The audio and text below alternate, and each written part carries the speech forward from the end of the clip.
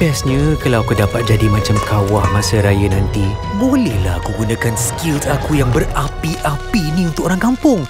Kalaulah aku ni sehebat, semegah, sebesar kawah, mesti aku jadi tumpuan orang kan?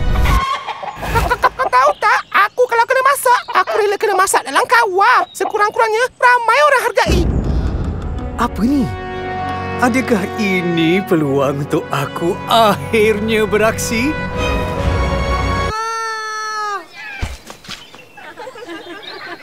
Aduh, sakit. Kuali, kau buat apa kat sini? Entahlah kawah, dilemparnya aku macam frisbee. Aku bukannya hero macam kau.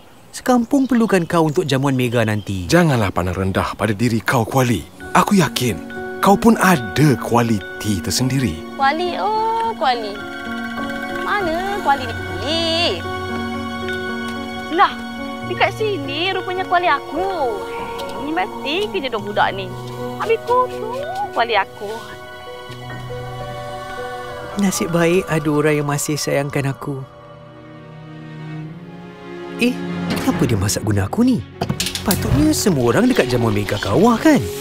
Ish, nak kata tambah lagi ni. Macam mana nak cari ayam?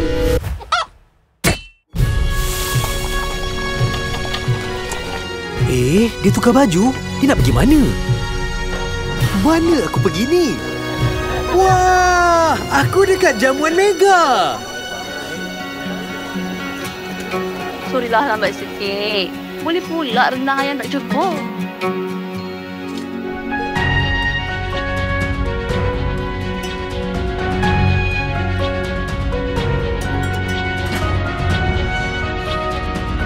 Nampak tak, Kuali? Kita ni saling melengkapi. Kalau tak ada kita berdua, alamatnya semua orang tak merasalah hidangan jamuan nanti. Kawah Kuali bergabung meletup. Betul tu kawah. Siapa sangka aku dapat berjasa kepada satu kampung. Kalau tak, mesti tak lengkap jamuan mega ni.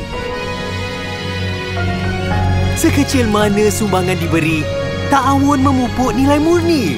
Melalui takaful berkongsi rezeki, kesenangan hidup bersama dinikmati.